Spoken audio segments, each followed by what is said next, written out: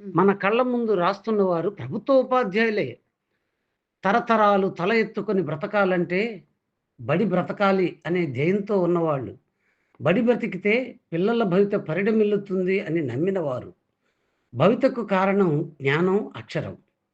Productive skills అయిన మాట్లాడటం, రాయటంలో మాట్లాడటం తరగతి వారీగా, సబ్జెక్ట్ వారీగా, టాపిక్ వారీగా పిల్లలు పొందిన జ్ఞానాన్ని చెప్పగలిగేలా అంటే మాట్లాడగలిగేలా ఉండాలి.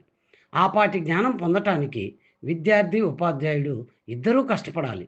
రాయటం, రాయటం చాలా సులువైన పని.